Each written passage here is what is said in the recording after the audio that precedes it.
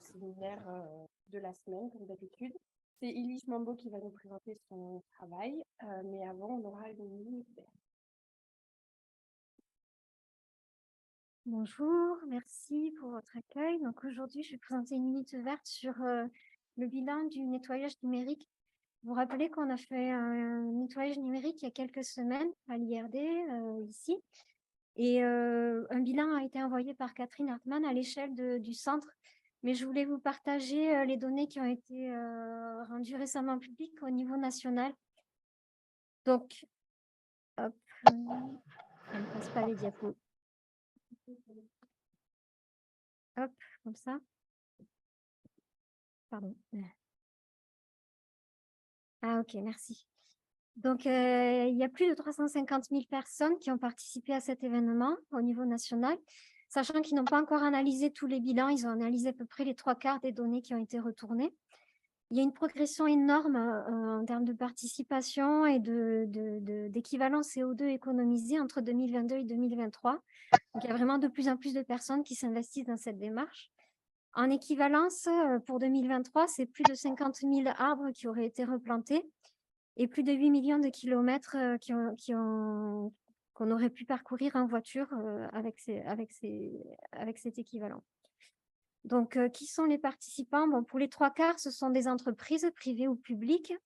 Il y a aussi des collectivités, des écoles et des associations et des personnes qui ont participé à titre individuel. Donc, nous, on est dans la catégorie entreprise.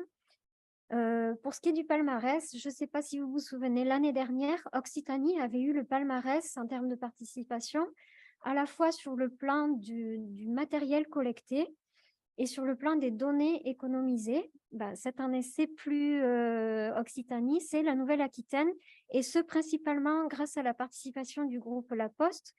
En fait, ils ont mis en place une collecte de téléphones dans les bureaux de poste de leur région et ils ont récolté une énorme quantité de téléphones. Donc, c'est eux qui ont le palmarès cette année. Qu'est-ce qui se cache derrière ces données, Donc, vous vous rappelez, ou peut-être pas, que la semaine du nettoyage numérique, c'est à la fois la collecte de matériel non utilisé qui peut être récupéré et donné à d'autres personnes, la collecte de matériel hors d'usage et le tri des données sur des appareils numériques ou bien des serveurs. En termes de données, il y a plus de 5000 téraoctets qui ont été supprimés. Donc, c'est l'équivalent de 130 tonnes de CO2. Donc, c'est 130 voyages entre Paris et New York. En termes d'équipements qui n'étaient pas utilisés, qui ont pu être réemployés, c'est plus de 25 000, donc presque 1700 tonnes d'équivalent CO2. Et en termes de matériel HS hors d'usage qui a été récupéré pour être recyclé, donc là, on ne peut pas vraiment calculer d'équivalent CO2 économisé. Par contre, on peut quantifier la matière. Donc, c'est 31 tonnes d'équipement, dont 22 tonnes vont pouvoir être recyclées. Donc, ces 22 tonnes, c'est 460 kg de cuivre, 5 tonnes de plastique et 17 tonnes de métaux. Donc, c'est très conséquent. Je voulais vous partager un petit outil qui est très bien fait avec le lien qui apparaît ici. Ça permet de faire un bilan carbone du numérique à titre individuel à travers le type d'appareil qu'on achète et qu'on utilise, les usages qu'on a du numérique. C'est très bien fait et voilà, ça permet de faire son petit bilan d'impact numérique. Pour finir, je vous donne rendez-vous l'année prochaine, la semaine du 16 mars, pour une prochaine semaine du nettoyage numérique. Je vous remercie pour votre attention et je vous souhaite un bon séminaire.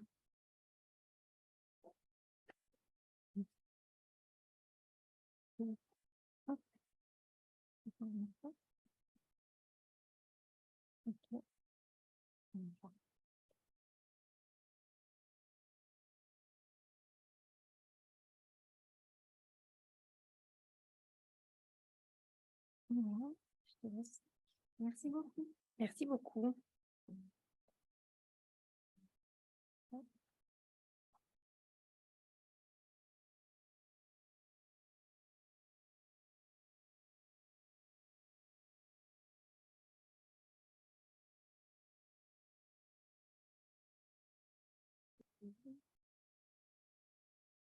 Ouais, voilà. Et du coup, c'est à vous.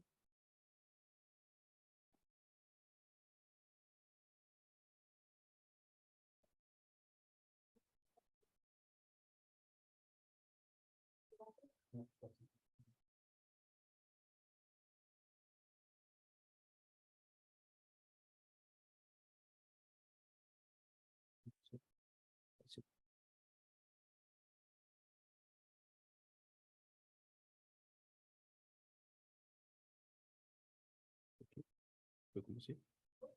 Ok, merci à tous. Donc, je pense que c'est une présentation qui est un peu familiale, vu le nombre de personnes qu'il y a aujourd'hui, mais bon, je pense que beaucoup sont connectés, je l'espère aussi. Donc aujourd'hui, je vais vous présenter un travail qui a été fait au Gabon depuis quasiment 7 ans, une thématique en fait que j'explore depuis mon arrivée aussi en tant que chercheur permanent. Donc moi, je suis maître de recherche CAMES, accueilli actuellement au département édifice et je suis chercheur au département de biologie du SEM. Et je suis au sein de l'unité des émergences et maladies virales. Donc, la présentation d'aujourd'hui sera articulée comme suit, en contexte général, avec quelques généralités, les différentes études qui ont été réalisées chez les animaux et une conclusion. Donc, pour ce qui concerne le contexte général, en fait, on commencera par le Gabon, qui est un pays d'Afrique centrale qui a une superficie de 67 667 km², qui recouvre 80% de forêt, qui présente un climat qui est chaud, humide, avec l'alternance de saison sèche et saison pluvieuse, une pluviométrie qui est assez élevée, avec une moyenne de 1800 mm par an, avec des extrêmes qui vont de 1600 à 3200. Donc, toutes ces caractéristiques, en fait, vont favoriser une forte biodiversité. Et cette forte biodiversité sera caractérisée par de nombreuses espèces animales et végétales. Donc, il faut savoir que la forêt au Gabon, c'est une source de produits ligneux et non ligneux. Pourquoi? Parce que en termes de fruits et d'animaux, donc de gibier de brousse, ce sont des aliments très prisés qui sont très prisés par les populations locales et également, en fait, le Gabon regorge également de nombreuses essences de bois qui sont exploitées et qui participent à l'économie.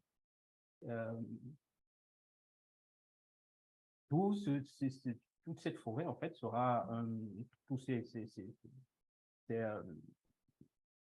ces ressources-là, en fait, vont entraîner une intrusion de l'homme au niveau des forêts qui va engendrer des interactions entre les animaux et l'homme qui peuvent se faire par différents types de contacts, soit directs, soit indirects, et qui peuvent être à l'origine de l'émergence de certaines maladies zoonotiques.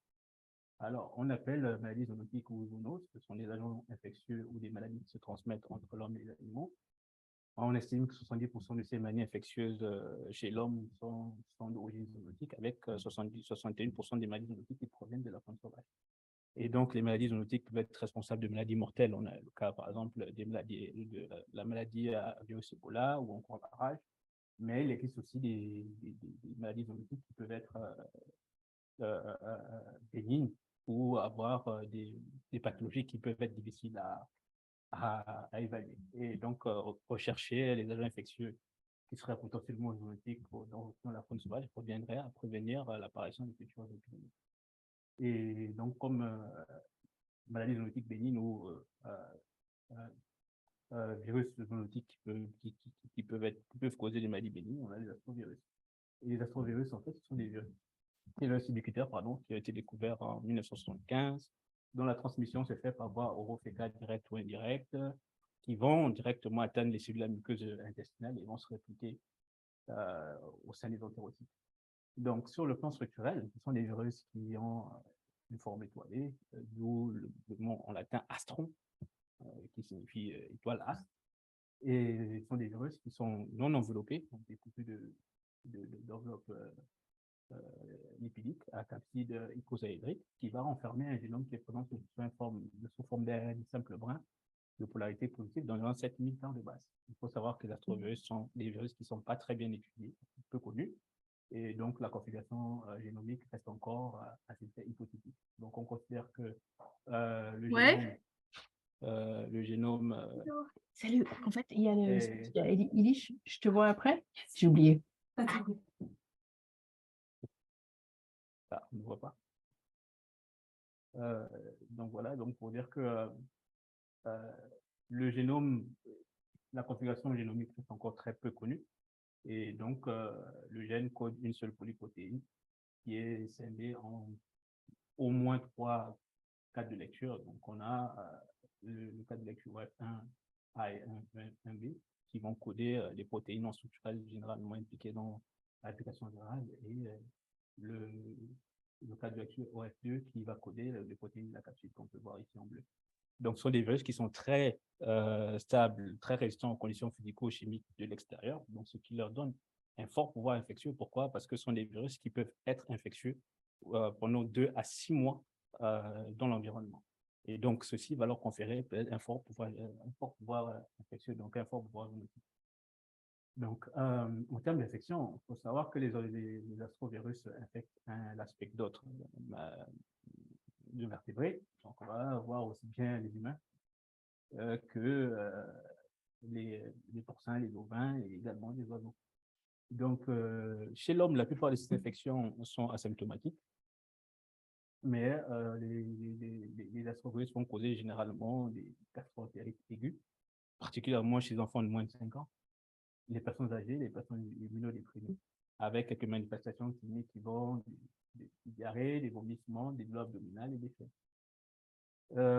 Ces virus ont également été associés à des maladies extra-intestinales, dont les maladies respiratoires, les néphrite, l'encéphalite ou les maladies neurologiques.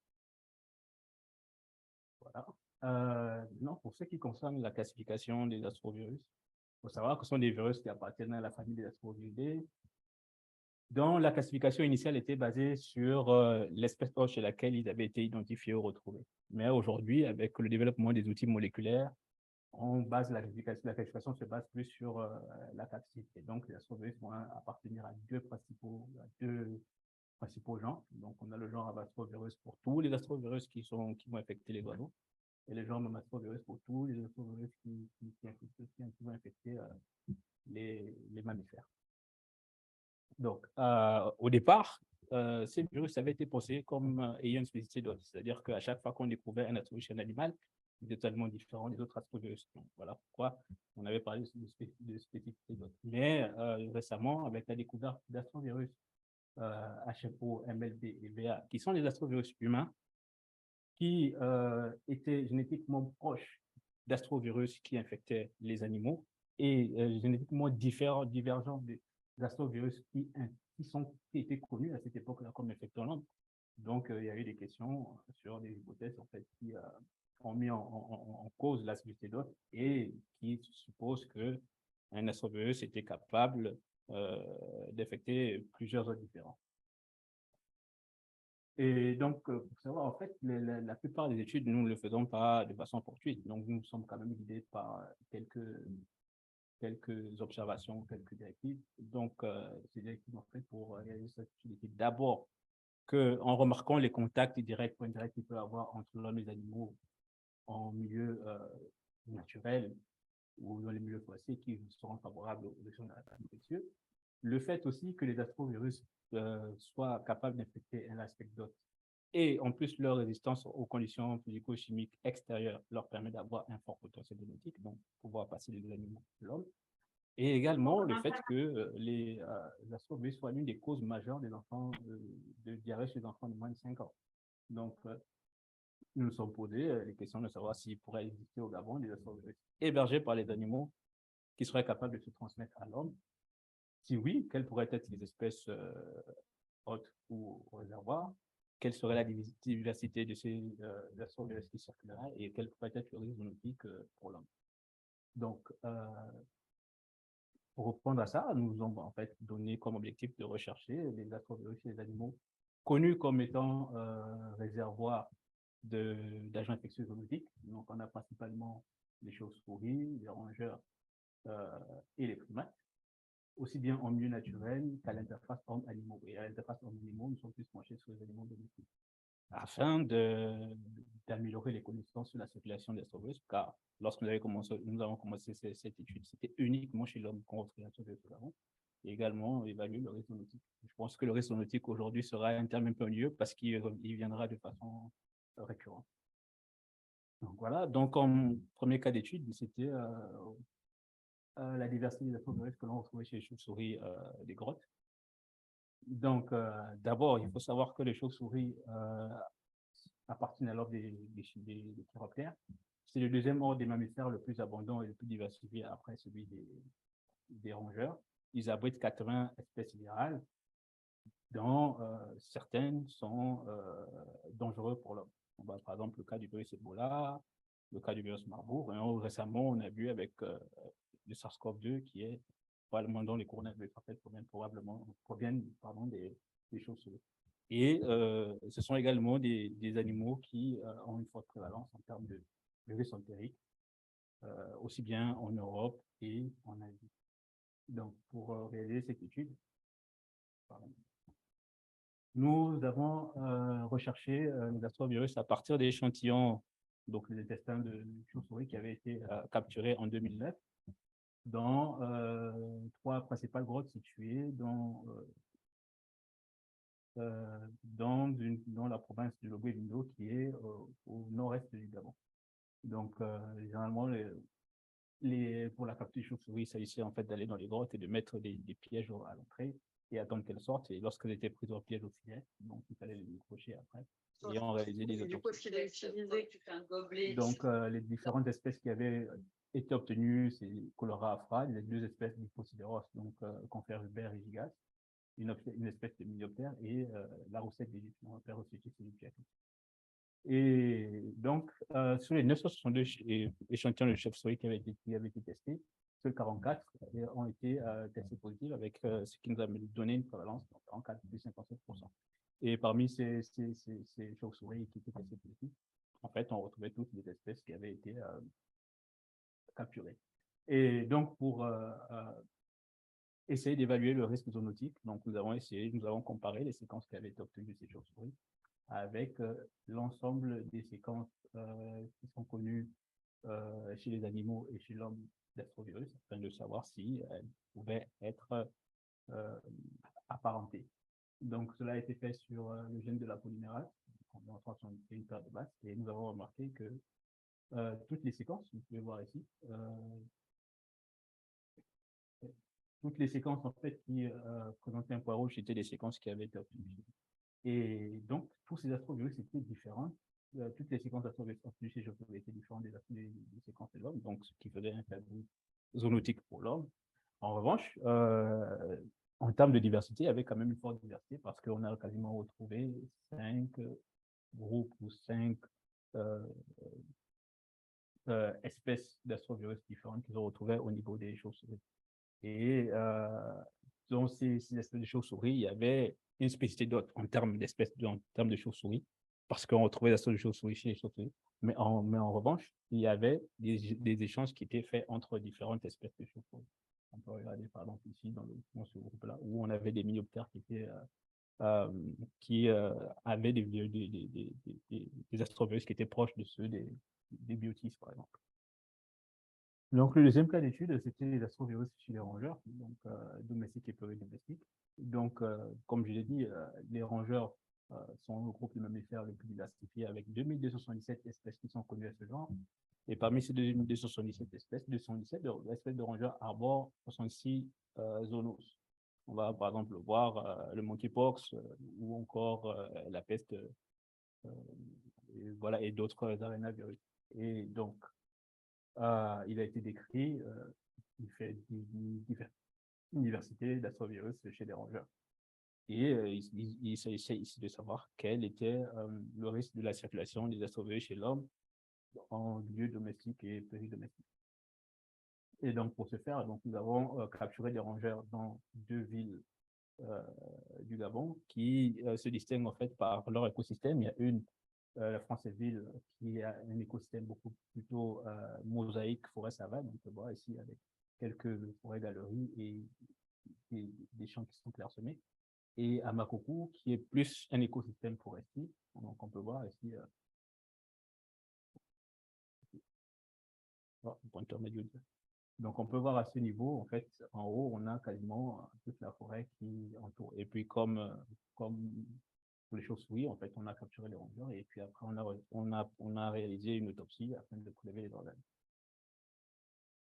Et donc, en termes d'espèces de rongeurs obtenues, en fait, on remarque bien qu'à Franceville, le fait qu'il y ait cette mosaïque, cet écosystème, et à Makoko, en fait, il y a une différence en termes d'espèces. Donc, il y avait beaucoup plus d'espèces obtenues au niveau de Makoko qu'au niveau de Franceville.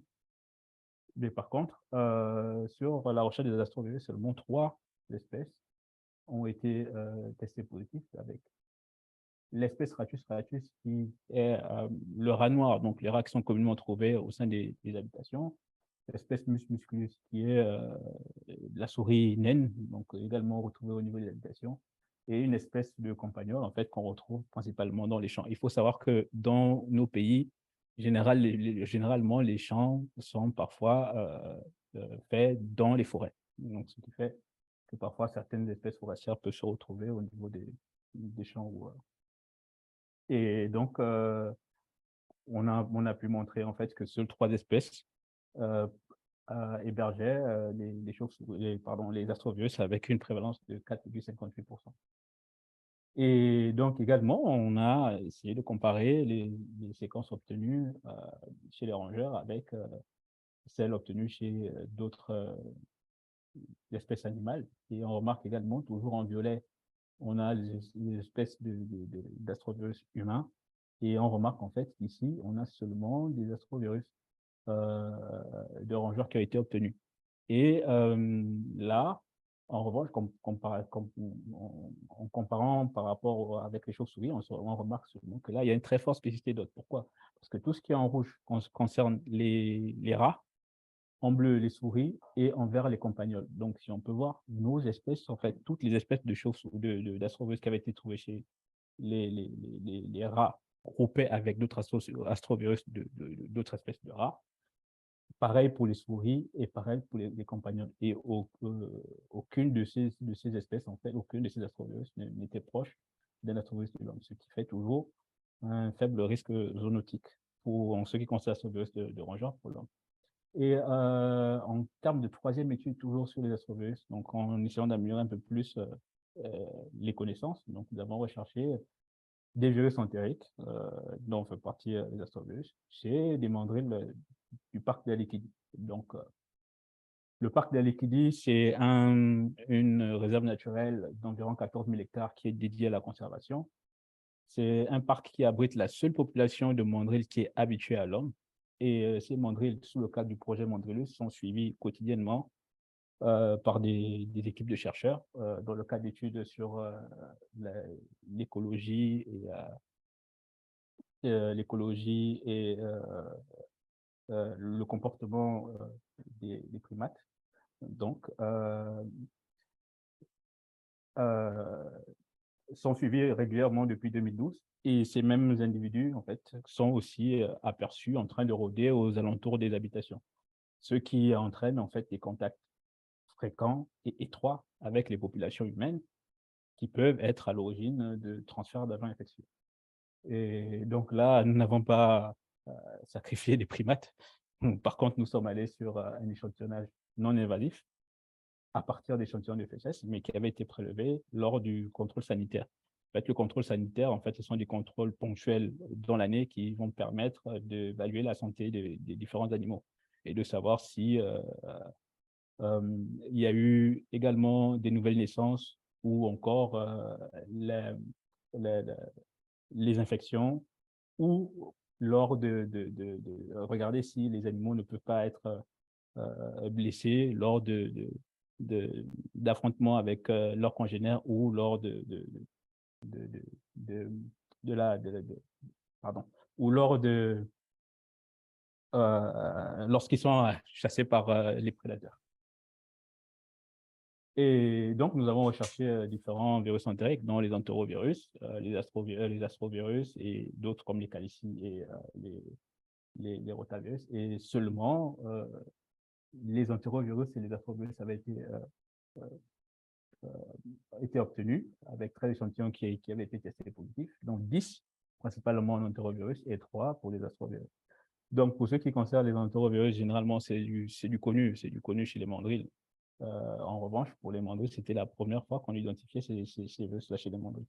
Mais il faut savoir que la particularité, en fait, l'endémicité des mandrilles au niveau du Gabon fait aussi en sorte que nous puissions avoir l'exclusivité pour ces études-là, sur ces animaux-là.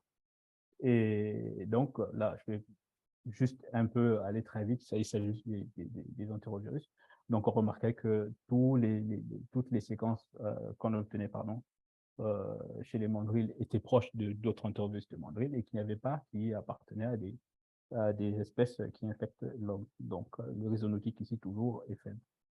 Et par contre, pour les astrovirus chez les mandrilles, donc là, on a eu sur les 3 séquences, en fait, on a 2 qui étaient totalement divergents de tout ce qu'on pouvait trouver. Et donc, du coup, nous, on s'est posé la question de savoir si on n'était pas en présence de nouveaux génotypes. Mais le problème, c'est que la classification aujourd'hui, elle est basée sur le gène de la capside et nous avons réalisé les études sur le gène de la polymérase.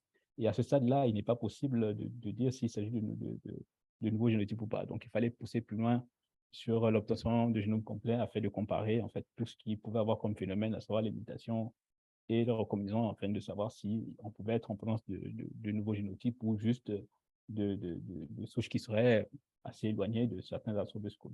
En revanche, nous avons remarqué ici, je sais pas, le pointeur immédiat là.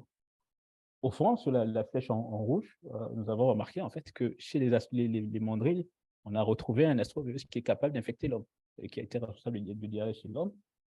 Et donc là, maintenant, à la différence de tout ce que nous avons vu au départ, là, quand même, on est en présence d'un risque zoonotique. Et là, la question est de savoir, est-ce que c'est un virus qui circule naturellement chez ces mandrilles-là, ou il s'agit d'un transfert interespèce qui provenait plutôt de l'homme vers ces animaux. Comme on sait, ce sont des animaux qui errent au niveau des habitations et qui sont suivis quotidiennement. Et donc, par l'intermédiaire des contacts, il y aurait pu avoir une transmission de ce virus-là.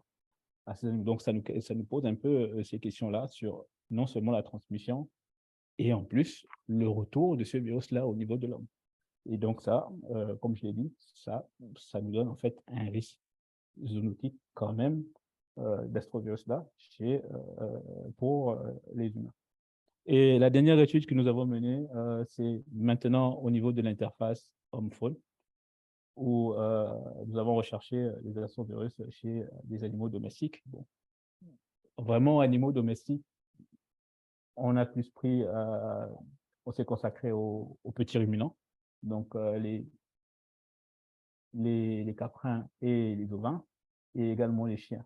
Nous avons recherché toujours dans la province de Logo et Vindo, mais autour de 2 axes dans lesquels, en fait, on avait qui présentent en fait les villages qui étaient l'ancien foyer épidémique de la maladie à virus Ebola.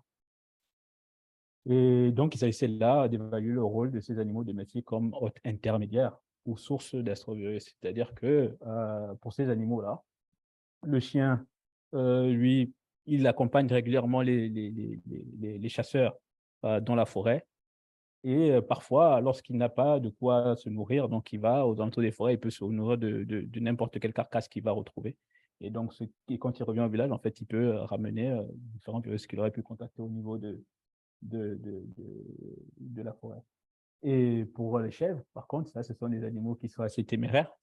Ce sont des animaux qui aiment bien s'aventurer en brousse, contrairement aux moutons. Et la différence, c'est que ces animaux-là vivent en fait, ils vivent dans de très grands groupes.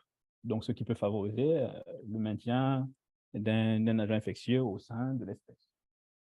Et donc, pardon. Et donc, déjà, pour le côté un peu intéressant de l'étude, c'est que nous sommes allés dans des endroits qui sont très clés, très difficiles d'accès, comme vous pouvez voir avec la voiture. Donc, généralement, nous rencontrons ce genre d'aléas où il faut parfois passer dans les plateaux, etc. Et lorsque nous avons des échantillons là-bas, ce sont des échantillons qui sont assez précieux et qui sont parfois utilisés pour d'autres études, pour les études postérieures. Et donc, nous avons recherché l'astrovirus toujours chez les caprins, les ovins et les chiens. Et malheureusement, en fait, il n'y a pas pu avoir, malheureusement et heureusement, on n'a pas obtenu d'échantillons positifs de chiens ou d'ovins, mais en revanche, on a eu des échantillons positifs quasiment des caprins, et ce qui nous donne une prévalence de 7,23%. Et toujours, essayer de comparer ces séquences-là avec celles de l'homme, toujours pour voir. Et là, vraiment, on est vraiment dans le contexte où on a des contacts fréquents avec l'homme. essayer de voir si on était toujours en présence d'astrovirus qui pourraient potentiellement être zoonotiques. Et on se rend compte, en fait, que sur les astrovirus de Caprin qui ont été obtenus, ils se partagent en 3 lignées, toutes les lignées différentes d'astrovirus humains. En revanche, pour les caprins, il y a quelques spécificités. Par contre, pour la lignée A, on a 2 astrovirus qui appartiennent à cette lignée. Et dans cette lignée, ça rassemble tous les astrovirus qui sont responsables de maladies neurologiques chez les ruminants, aussi bien les grands, donc les bovins, que les petits, donc les moutons et les chèvres. Une deuxième lignée qui est la lignée B, elle, qui comporte les astrovirus qui sont proches d'autres astrovirus qui ont été responsables de maladies respiratoires chez le bovin. Mais lorsque ces études avaient été faites, les auteurs avaient plutôt dit que comme ces astrovirus étaient accompagnés d'autres virus qui étaient également responsables de maladies respiratoires, il était difficile d'associer la maladie respiratoire de ces bovins-là avec ces astrovirus. Mais au contraire, l'ensemble, le fait qu'il y ait plusieurs virus respiratoires chez un même individu pouvait accentuer les différents symptômes qui avaient été observés. Et troisièmement, on a une troisième lignée qui est la lignée C, elle qui est également totalement différente de toutes les lignées qu'on a pu obtenir et qui est uniquement composée d'astrovirus qu'on retrouve au Gabon. Et là encore, on vient toujours sur la même question de savoir est-ce qu'on serait peut-être là en présence d'un nouveau génotype. Mais comme je l'ai dit tout à l'heure, sans le gène de la capsule et sans le génome complet, il est impossible à ce stade de dire s'il s'agit d'un nouveau génotype ou pas. Et donc, les astrovirus de Caprin, quant à eux, ne prennent toujours pas de risque zoonotique pour l'homme, pour les populations qui vivent dans les villages situés le long du site des axes. Et donc, en conclusion, ce que je peux dire, c'est que la recherche des astrovirus chez les animaux nous a permis d'améliorer les connaissances de leur circulation au Gabon, avec une forte diversité que l'on va retrouver chez les animaux. Et cette forte diversité va se retrouver plus au niveau du genre astrovirus. Et que la quasi-absence de détection d'astrovirus d'humains chez les animaux domestiques et sauvages nous renseigne sur le faible risque zoonotique que pourrait avoir ces virus pour l'homme. Mais en revanche, la détection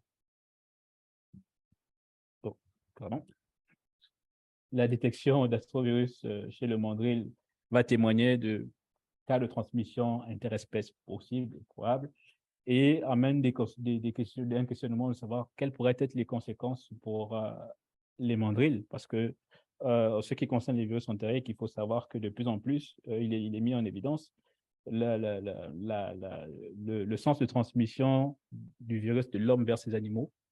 Et donc, du coup, pour tout ce qui est mesure de conservation, ça pose des problèmes parce que on se dit comment conserver ces animaux dès lors que même ceux qui sont en charge de la conservation peuvent emmener des agents infectieux. Et donc, c'est un phénomène qui est de plus en plus étudié aujourd'hui.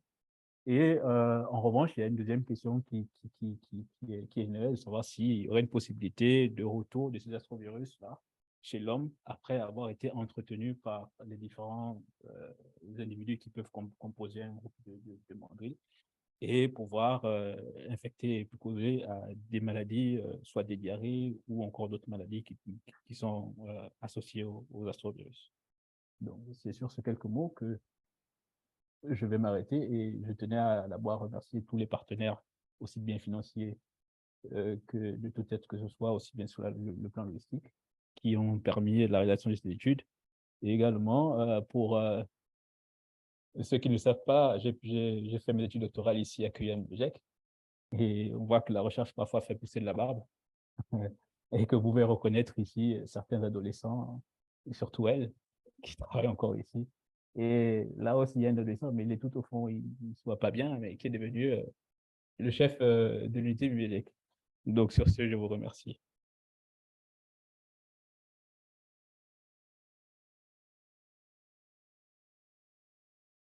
En espérant ne pas vous avoir fait trop dormir. Merci beaucoup. Est-ce qu'il y a des questions pour ceux qui sont en ligne? Non. Soit vous pouvez lever la main, soit vous pouvez mettre la question dans le chat.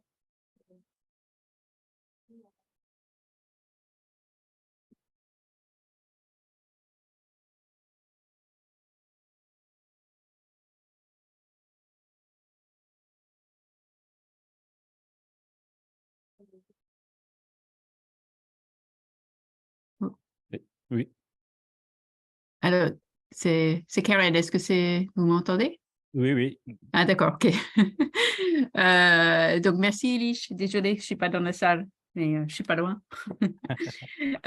J'ai juste une question là. Tu as parlé un peu de contexte gabonais, mais tu Oui. ne nous as pas trop, sauf si j'ai raté, tu ne nous as pas trop dit sur la distribution plus large, spatiale de ces virus. Est-ce que c'est, donc tu parlais de la spécificité pour l'hôte, mais est-ce que sur les choses qu'on connaît, est-ce qu'il y a une distribution quand même très, très large ou est-ce que localement, on a une diversité très spécifique? Bah, pour ceux qui ont déjà des virus, des astrovirus, il faut savoir que ce sont des virus qu'on retrouve partout. Donc, il n'y a pas une diversité, enfin une distribution spécifique en fonction des lieux, mais sera beaucoup plus lié à la mise en évidence, à la recherche chez différentes espèces hôtes. Et donc, nous, en fait, la spécificité que nous, on a par rapport au Gabon, c'est qu'on a parfois des espèces qu'on ne retrouve pas dans certains pays. On voit par exemple l'espèce de mandrill, donc ce qui fait que si on veut trouver l'astrovirus chez les mandrilles, il faudra forcément venir au Gabon. D'accord. Mais si, par exemple, tu as l'espèce qui est sur les caprins, est-ce qu'on va trouver sur les caprins le même lignée monde entier? Bon, là, généralement, malheureusement, la phylogénie était assez petite, mais on remarque bien que les astrovirus que nous, on a retrouvés chez les caprins groupent avec des astrovirus qu'on a retrouvés aussi bien en Europe qu'en Asie, quoi.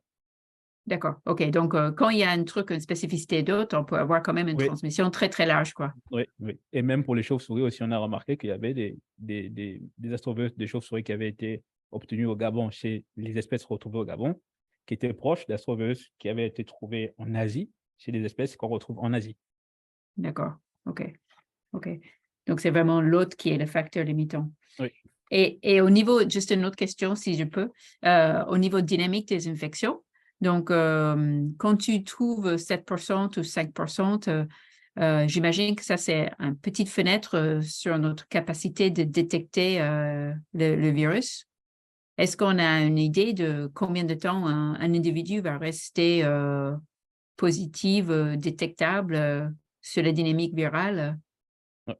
Voilà, il faut savoir que les virus entériques sont des virus qui sont très, très, très particuliers. On a un virus entérique aujourd'hui qui a causé des maladies respiratoires, qui était à l'origine d'une grosse pandémie, qui était le SARS-CoV-2, avec toutes ces spécificités-là, où il est capable d'être détecté même chez l'hôte plusieurs mois après. Il est arrivé parfois que les virus entériques, on prend le cas des entérovirus, soient des virus qui peuvent être détectés même jusqu'à 3 mois après leur infection. Et donc, c'est aussi le cas des astrovirus. Donc, voilà. D'accord, donc il reste longtemps. Donc, on n'a pas, ça ne change pas d'une semaine à l'autre. Non, non, D'accord. OK, super. Merci beaucoup. de rien.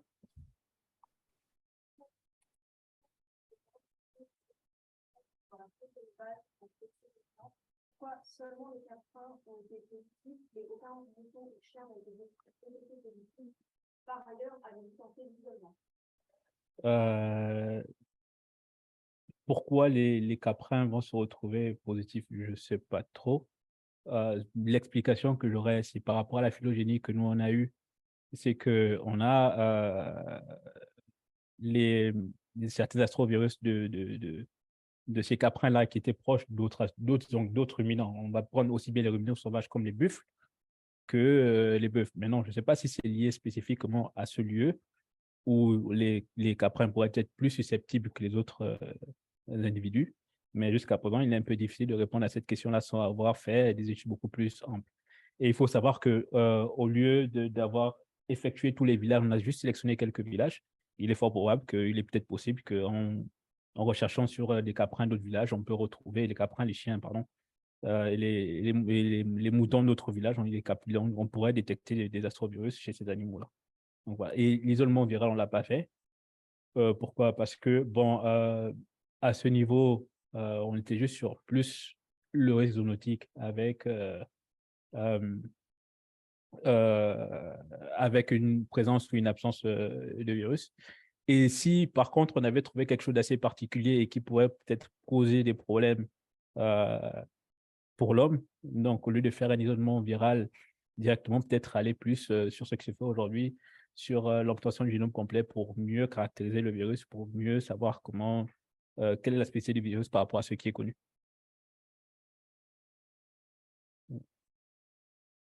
Oui.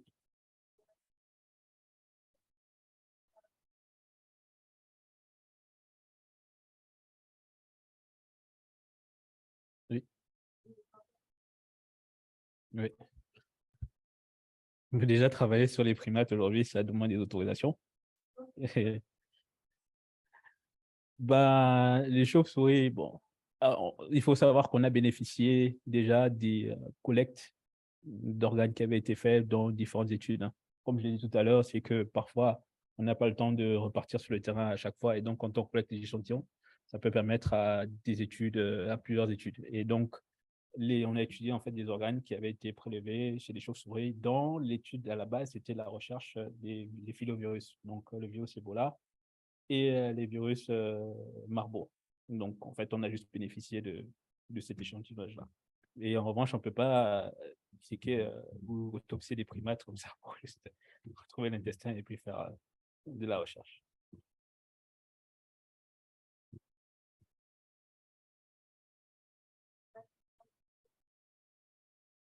Oui.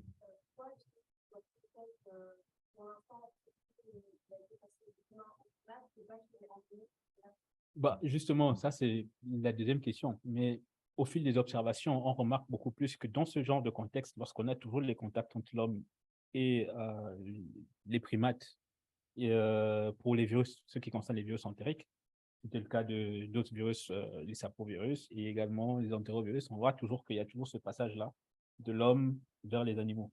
Et donc, comme c'est un virus entérique, donc, et comme on retrouve également, c'est la première fois qu'on met en évidence ce genre de virus, enfin ce virus chez les primates, et il y avait également un autre virus également d'humain qui avait été retrouvé cette fois chez les chimpanzés, c'est toujours le passage en fait de l'homme directement au niveau des animaux. Il faut savoir que nous, on ne se teste pas tout le temps, donc peut-être que parmi les chercheurs, bon, je ne les accuse pas, mais bon, ceux qui étaient en charge de mener des études sociologiques ou encore les habitants qui sont au niveau de ces zones-là, qui est des gens qui soient infectés par les astrovirus. Et comme je l'ai dit, en fait, ce sont des virus qui généralement causent des diarrhées chez les enfants. Et quand on voit les habitations d'humains, on a forcément les enfants. Et donc, du coup, c'est possible aussi qu'ils puissent être infectés. Non, elle était aux alentours de 1,5%. Donc vraiment faible. Après, on a juste pris une seule espèce.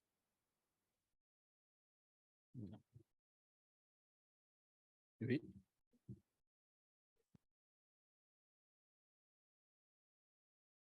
Oui, tout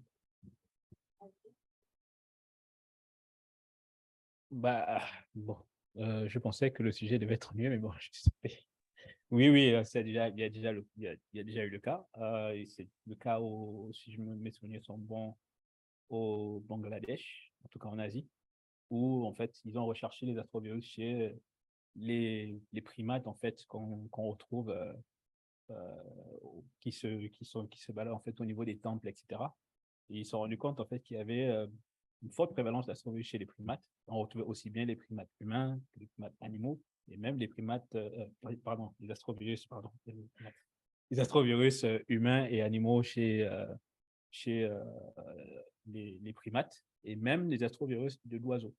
Et également, il faut savoir que les astrovirus, en fait, chez les oiseaux, c'est un problème de santé publique parce que en fait, ça menace tout ce qui est élevage de volailles. Et on avait enfin, il a été montré que chez l'homme, même si on n'a pas pu détecter le virus, mais il avait des anticorps les anticorps anti-astrovirus d'oiseaux chez les travailleurs, en fait, dans ces fermes-là.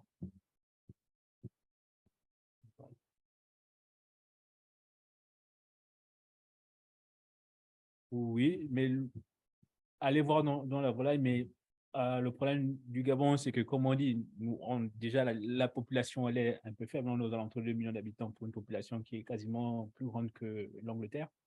Et on a 80% de forêt, donc c'est-à-dire que quasiment tout ce qu'on a comme ressources se retrouve au niveau de la forêt. Et donc, ce qui limite un peu tout ce qui est en termes d'élevage, etc. Et qu'il y a beaucoup d'importations aussi qui sont faites. Mais généralement, c'est de la nourriture, c'est des aliments qui viennent déjà prêts à être préparés. Donc, les congelés, tu vois. Voilà. Ok, merci. Je ne sais pas s'il y a une deuxième question. Dans le chat, vous voyez?